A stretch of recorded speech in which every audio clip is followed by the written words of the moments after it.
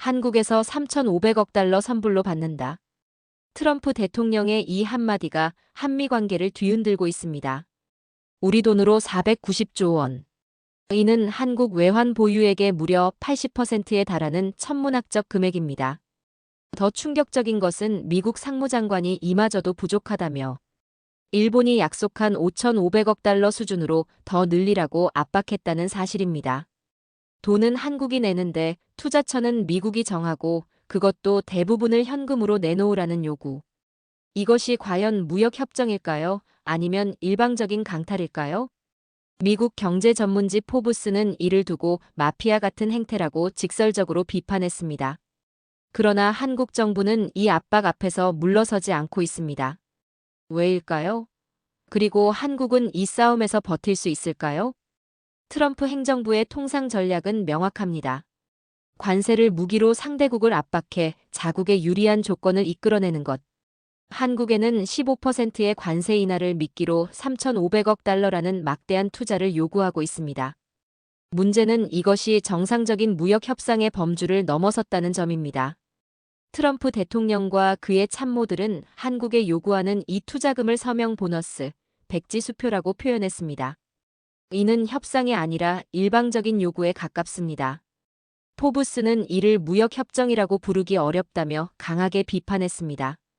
협정이란 양측이 주고받는 것인데 현재 미국의 요구는 한국이 일방적으로 주기만 하는 구조이기 때문입니다. 상황을 더욱 악화시킨 것은 조지아주 한국 공장의 급수 중단 사태였습니다. 한국 기업들이 미국에 투자해 공장을 세웠지만 현지에서 한국인 노동자들에 대한 비자 발급을 거부하고 급수마저 끊는 일이 발생했습니다. 이는 단순한 행정적 문제가 아니었습니다. 미국에 대한 한국인들의 호감도를 근본적으로 흔드는 사건이었죠. 포브스는 한국인들이 가지고 있던 미국에 대한 호감을 산산조각 냈다고 평가했습니다. 투자는 하라고 하면서 정작 투자를 실행하려면 온갖 장애물을 만드는 모순적 상황. 이는 한국 정부가 국민들에게 대미 투자의 필요성을 설득하는 것을 더욱 어렵게 만들었습니다. 트럼프 대통령의 가장 큰 특징은 예측 불가능성입니다. 그는 어제와 오늘의 입장이 다를 수 있고 돌연 새로운 관세 폭탄을 터뜨리곤 합니다. 실제로 한동안 잠잠하던 그가 최근 다시 관세 공세를 시작했습니다. 의약품 100%, 대형 트럭 25%, 주방 욕실, 가구 50%, 소파 등 천이나 가죽 가구 30% 관세를 발표한 것입니다. 부과 시점은 당장 10월 1일부터입니다. 주목할 점은 그가 내세우는 명분입니다. 의약품에 대해서는 미국에 공장을 건설하고 있다면 관세를 면제하겠다고 했고 주방욕실 가구에 대해서는 국가 안보를 이유로 들었습니다. 국가 안보와 욕실 가구가 무슨 관련이 있는지 이해하기 어렵지만 이것이 트럼프식 통상 정책입니다. 그는 또한 관세 전쟁 여파로 피해를 입을 미국 농민을 돕는데 돈을 쓰겠다며 위대한 미국을 외쳤습니다. 상호관세에 대한 대법원 결정을 앞두고 지지층을 결집하려는 의도가 역력합니다. 포브스가 주목한 것은 한국의 회복력입니다. 이 매체는 다행인 것은 한국이 강한 타격을 견뎌낼 수 있는 나라라고 평가했습니다. 그 근거는 한국의 위기 극복 역사입니다. 1997년 아시아 금융위기 때 한국은 IMF 구제금융을 받은 국가들 중 가장 먼저 회복했습니다. 국민들이 금 모으기 운동에 참여하고 기업들이 구조조정을 단행하며 정부가 과감한 개혁을 추진한 결과였습니다. 2008년 말 리먼 브라더스 사태로 시작된 글로벌 금융위기 때도 한국은 상대적으로 위기를 잘 피해갔습니다. 견고한 금융 시스템과 신속한 정책 대응이 주요했습니다. 트럼프 일기 때의 무역 전쟁에서도 한국은 굳건했습니다. 미중 무역 갈등 속에서도 양국과의 관계를 유지하며 균형 외교를 펼쳤죠. 코로나19 팬데믹 때는 전 세계가 한국의 방역을 주목했습니다. K-방역은 세계적인 모범 사례가 되었고 한국의 국가적 위기 대응 능력을 다시 한번 입증했습니다. 이러한 역사가 지금 한국 정부가 트럼프의 압박에 맞서 버틸 수 있는 자신감의 근거가 되고 있습니다. 포브스는 한국 정부가 트럼프 정부의 압박에 물러설 수 없게 됐다고 분석했습니다. 왜일까요? 첫째, 국민 여론입니다. 조지아주 공장 사태 등으로 미국에 대한 국민 감정이 악화된 상황에서 정부가 일방적인 요구를 받아들인다면 정치적으로 큰 타격을 입을 수밖에 없습니다. 둘째, 경제적 현실입니다. 3,500억 달러는 한국 외환 보유액의 80%에 달합니다. 이를 현금으로 내놓으라는 요구는 한국 경제에 심각한 충격을 줄 수 있습니다. 김민석 국무총리는 블룸버그와의 인터뷰에서 한미 통화스와프 협정이 없다면 한국 경제에 큰 충격이 될 것이라고 명확히 밝혔습니다. 셋째, 국회 승인 문제입니다. 김 총리는 한국에 상당한 재정 부담을 주는 협정은 국회의 승인이 필요할 수도 있다고 언급했습니다. 즉, 정부가 설령 받아들이고 싶어도 국회를 통과하기 어려울 수 있다는 것입니다. 포브스는 한국이 수비뿐 아니라 한 방을 날릴 수도 있음을 보여주고 있다고 평가했습니다. 이는 한국이 단순히 미국의 요구를 거부하는 데 그치지 않고 적극적인 대응 전략을 구사하고 있다는 의미입니다. 실제로 이재명 대통령은 이번 미국 순방에서 명확한 메시지를 전달했습니다. 스콧 베센트 재무장관과의 면담에서 안보 협력은 잘 진행되고 있는데 통상 분야에서도 좋은 협의가 이뤄질 필요가 있다며 대미 투자 조건에 대해서도 합리성을 바탕으로 양국 이익에 부합하는 논의가 진전되길 바란다고 강조했습니다. 특히 무리한 요구는 받아들이기 어렵다는 점을 분명히 했습니다. 외교적 표현이지만 그 안에는 강한 거부 의사가 담겨 있습니다. 이 대통령은 또한 한국이 요구하고 있는 통화스와프에 대해서도 합리적인 대미 투자를 위해서는 필수적이라는 사실을 강조했습니다. 대통령실은 베센트 장관이 충분히 경청했고 내부적으로 논의하기로 했다고 전했습니다.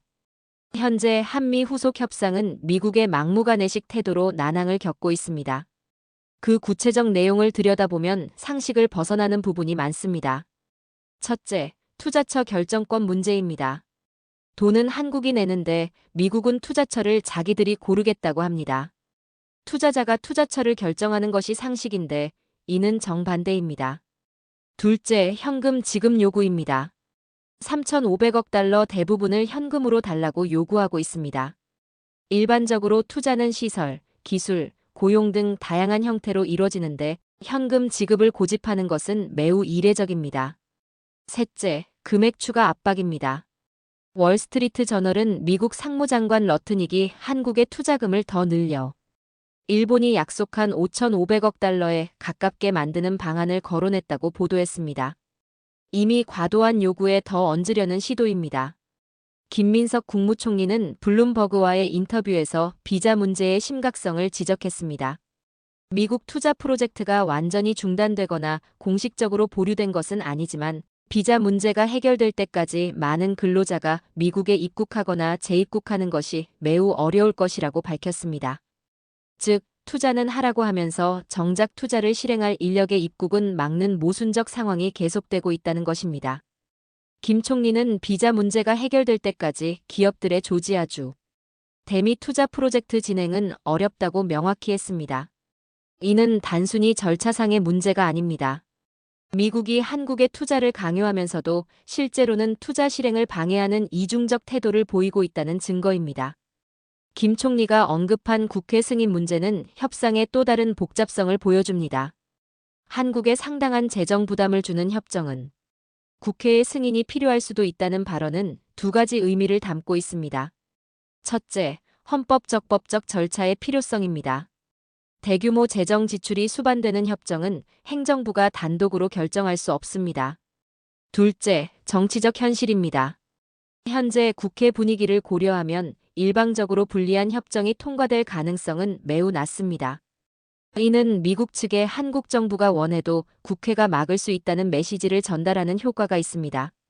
포브스는 한국 정부의 흥미로운 전략을 제안했습니다. 미국 법원이 트럼프 행정부의 관세 정책을 불법이라고 판결할 수도 있는 만큼 이를 기다리며 시간을 끄는 것도 방법이 될 수 있다는 것입니다. 실제로 트럼프의 상호관세 정책은 미국 내에서도 위헌 논란이 있습니다. 헌법상 관세 부과 권한은 의회에 있는데 트럼프가 행정명령으로 일방적으로 관세를 부과하는 것은 권력 분립 원칙에 위배될 수 있다는 지적입니다. 이미 여러 소송이 진행 중이며 일부 법원에서는 불법 판결이 나오기도 했습니다.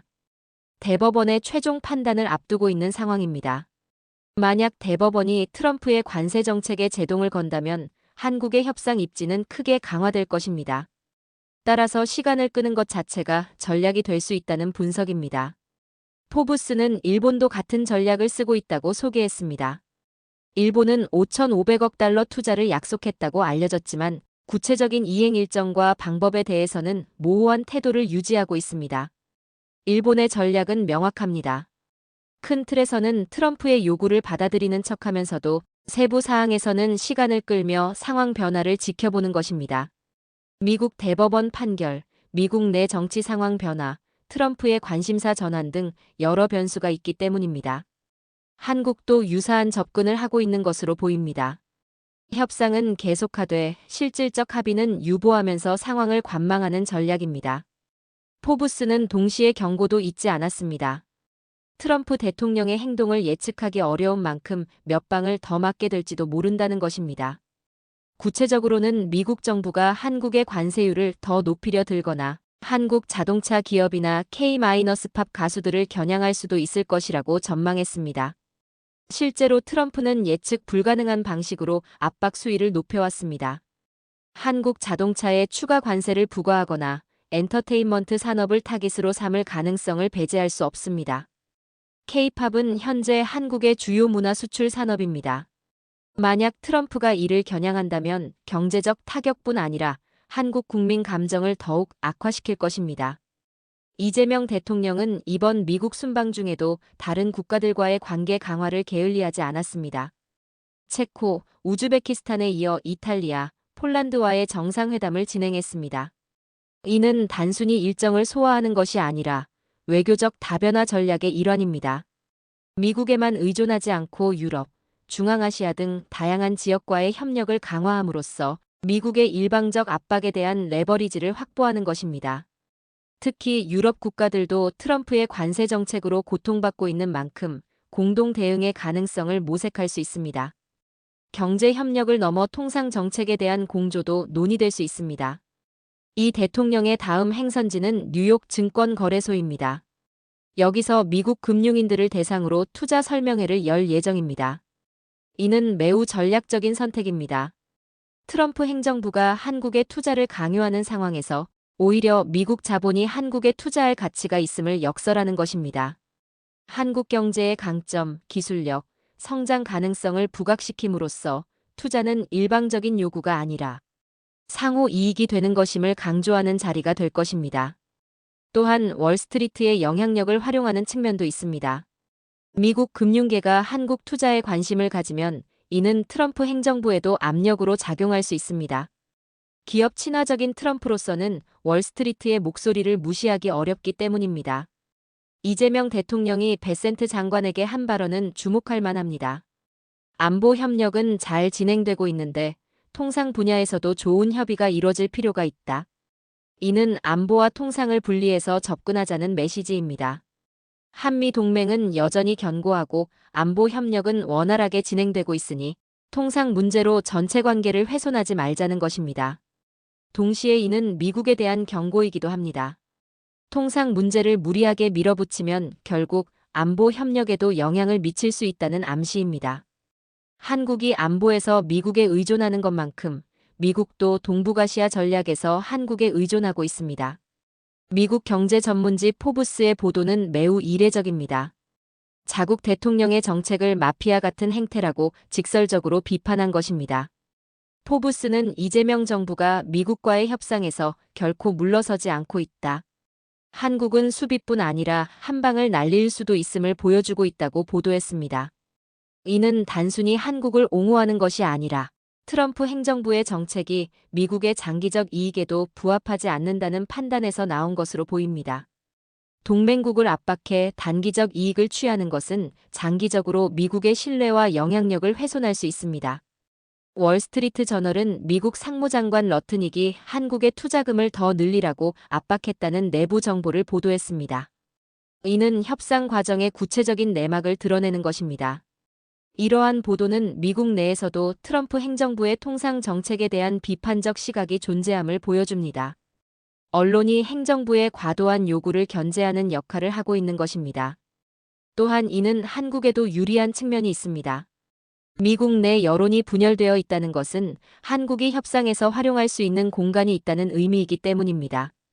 블룸버그는 김민석 국무총리와의 심층 인터뷰를 통해 한국 정부의 입장을 상세히 보도했습니다. 비자 문제, 외환 보유액 이슈, 국회 승인 필요성 등 구체적인 현안들이 다뤄졌습니다. 이러한 외신 인터뷰는 한국의 입장을 국제사회에 알리는 동시에 미국 내 여론에도 영향을 미칠 수 있습니다. 특히 금융계와 기업계가 주요 독자인 블룸버그를 통한 메시지 전달은 전략적 의미가 있습니다. 한국은 현재 여러 카드를 손에 쥐고 있습니다. 첫째, 역사적으로 입증된 위기 극복 능력입니다. 1997년, 2008년 트럼프 1기, 코로나19를 모두 이겨낸 경험이 있습니다. 둘째, 국제 여론입니다. 포브스 등 미국 언론들도 트럼프의 과도한 요구를 비판하고 있습니다.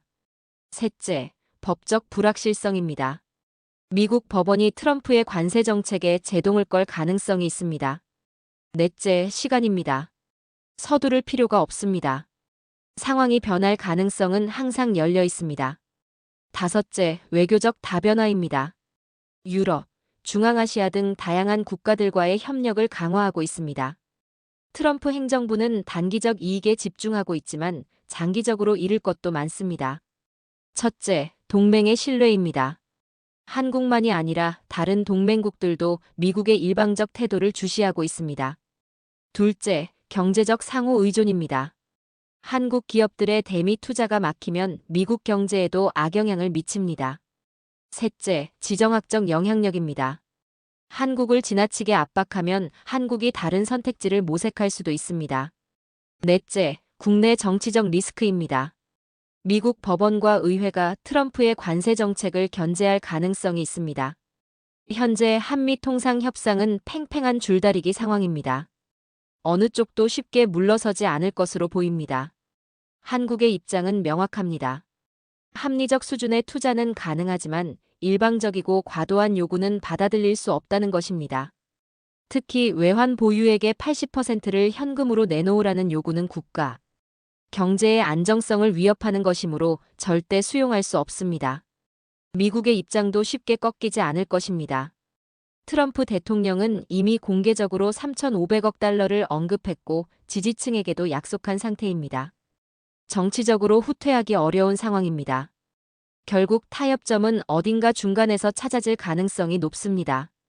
투자 규모는 줄이되 명분은 세워주는 방식, 투자 기간을 장기화하여 단기 부담을 줄이는 방식, 현금이 아닌 실물 투자로 전환하는 방식 등이 검토될 수 있습니다. 무엇보다 중요한 것은 통화 스와프입니다. 한국이 대규모 투자를 하려면 외환 안정성이 보장되어야 합니다. 베센트 장관이 이를 내부적으로 논의하기로 했다는 것은 긍정적 신호입니다. 앞으로 몇 가지 변수를 주목해야 합니다. 첫째, 미국 대법원의 판결입니다. 트럼프의 상호관세 정책이 위헌으로 판단되면 협상의 전제 자체가 무너질 수 있습니다. 둘째, 미국 내 정치 상황입니다. 2026년 중간선거를 앞두고 트럼프의 관세 정책에 대한 미국 내 여론이 어떻게 변할지가 중요합니다. 셋째, 다른 국가들의 대응입니다. 일본, 유럽 국가들이 어떻게 대응하느냐에 따라 한국의 협상력도 영향을 받을 것입니다. 넷째, 실물 경제 지표입니다. 트럼프의 관세 정책이 미국 경제에 미치는 영향이 가시화되면 정책 수정 압력이 커질 수 있습니다. 다섯째, 비자 문제의 해결 여부입니다. 이것이 해결되지 않으면 투자 협상 자체가 의미가 없습니다. 지금 대한민국은 중요한 선택의 기로에 서 있습니다. 미국의 압박에 굴복하여 단기적 안정을 택할 것인가, 아니면 원칙을 지키며 장기적 자주성을 확보할 것인가. 포브스가 평가한 것처럼 한국은 강한 타격을 견뎌낼 수 있는 나라입니다. 우리는 이미 여러 번 그것을 증명했습니다. 1997년 외환위기 때 금 모으기 운동에 참여했던 국민들, 2020년 코로나19 때 K방역을 만들어낸 저력이 여전히 살아있습니다. 중요한 것은 단순히 버티는 것이 아니라 전략적으로 대응하는 것입니다. 시간을 아군으로 만들고 국제 여론을 활용하며 외교적 다변화를 추구하고 법적 절차를 존중하는 것. 이 모든 것이 우리가 가진 무기입니다. 이재명 대통령이 베센트 장관에게 무리한 요구는 받아들이기 어렵다고 명확히 한 것은 올바른 접근입니다. 외교는 때로는 명확한 선긋기가 필요합니다. 모호한 태도는 상대방에게 더 많은 것을 요구할 빌미를 줄 뿐입니다. 김민석 총리가 블룸버그에 국회 승인이 필요할 수도 있다고 밝힌 것도 효과적인 전략입니다. 이는 정부만의 문제가 아니라 국민 전체의 문제임을 미국에 알리는 것입니다. 한미 동맹은 70년 넘게 이어져 온 우리의 소중한 자산입니다. 그러나 동맹은 일방적 복종이 아닙니다. 상호 존중과 이익의 균형 위에서만 지속 가능합니다.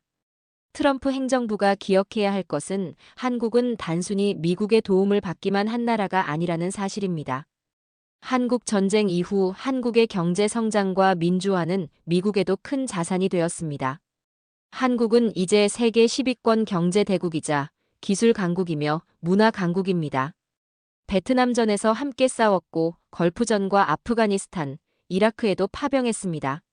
미국이 어려울 때 한국도 함께했습니다. 동맹은 이런 상호 협력의 역사 위에 서 있습니다. 지금 미국이 요구하는 것은 동맹이 아니라 조공입니다. 3,500억 달러를 서명 보너스, 백지 수표라고 부르는 순간 이는 동등한 파트너 간의 협상이 아니게 됩니다. 한국이 지금 버티는 것은 단순히 돈 문제가 아닙니다. 주권 국가로서의 자존심과 원칙의 문제입니다. 한번 굴복하면 앞으로도 계속 같은 요구를 받게 될 것입니다. 지금 협상이 쉽지 않은 것은 사실입니다. 트럼프 대통령이 언제 어떤 추가 조치를 취할지 예측하기 어렵습니다. 한국 자동차에 더 높은 관세를 부과할 수도 있고 K-팝을 겨냥할 수도 있습니다. 그러나 두려워할 필요는 없습니다. 우리는 이미 여러 번 위기를 극복했습니다. 1997년 외환위기는 더 심각했습니다. 2008년 금융위기도 2020년 코로나19도 우리는 이겨냈습니다. 지금 필요한 것은 국민적 단결입니다. 정부가 흔들리지 않고 원칙을 지킬 수 있도록 지지해 주어야 합니다. 물론 비판적 감시도 필요합니다. 정부가 불필요하게 대결적이 되거나 반대로 너무 쉽게 양보하지 않는지 지켜봐야 합니다. 동시에 우리 기업들의 자발적 투자는 계속되어야 합니다. 강요된 투자가 아니라 경제적으로 합리적인 투자는 우리에게도 이익이 됩니다. 미국은 여전히 세계 최대 시장이고 기술 협력의 중요한 파트너입니다. 다만 그것은 우리의 선택이어야 하고 우리의 조건에서 이루어져야 합니다. 투자처도 우리가 정하고 투자 형태도 우리가 결정하며 투자 시기도 우리 경제 상황에 맞춰야 합니다.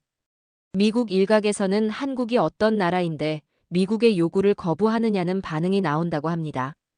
이에 대한 답은 명확합니다. 한국은 1997년 외환위기를 가장 먼저 극복한 나라입니다. 한국은 2008년 금융위기를 슬기롭게 넘긴 나라입니다. 한국은 트럼프 1기 무역전쟁에서도 굳건했던 나라입니다.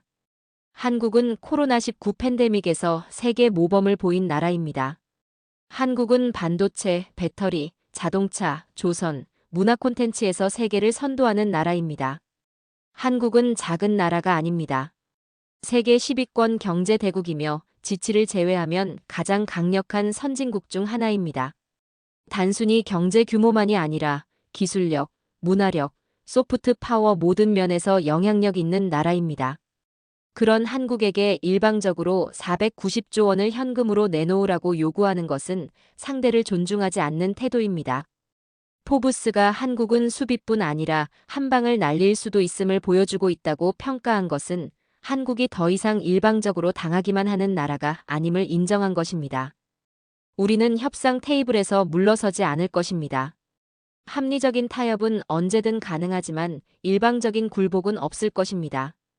베센트 재무장관이 이재명 대통령의 이야기를 충분히 경청했다는 것은 긍정적 신호입니다.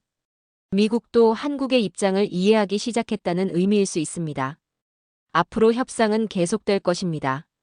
쉽지 않은 과정이 될 것입니다. 트럼프의 예측 불가능한 행보로 인해 몇 번의 위기가 더 올 수도 있습니다. 그러나 우리는 흔들리지 않을 것입니다. 우리는 이미 여러 번 증명했습니다. 위기는 우리를 더 강하게 만들었습니다. 지금 이 순간에도 이재명 대통령은 뉴욕에서 한국의 가치를 알리고 있습니다. 김민석 총리는 국제 무대에서 한국의 입장을 명확히 하고 있습니다. 협상팀은 밤낮 없이 최선의 결과를 위해 노력하고 있습니다. 우리 국민이 해야 할 일은 그들을 믿고 지지하는 것입니다. 동시에 감시하고 비판하는 것입니다. 그것이 민주주의 국가의 국민이 할 일입니다. 한국이 어떤 나라인데? 라는 질문에 대한 답은 명확합니다. 한국은 강한 나라입니다. 한국은 위기를 극복해온 나라입니다. 한국은 원칙을 지키는 나라입니다. 한국은 동맹을 소중히 여기지만 주권은 더 소중히 여기는 나라입니다. 이것이 2025년 10월 한미통상협상 한복판에 선 대한민국의 모습입니다. 우리는 버틸 것입니다. 그리고 결국 합리적인 결과를 만들어낼 것입니다. 왜냐하면 우리는 그렇게 해왔으니까요. 지금까지 한미통상협상의 전말과 전망을 살펴봤습니다. 긴 영상 끝까지 함께 해주셔서 고맙습니다. 궁금한 점이나 다뤘으면 하는 주제가 있다면 댓글로 알려주세요. 그리고 구독, 좋아요도 꼭 눌러주시면 정말 힘이 됩니다.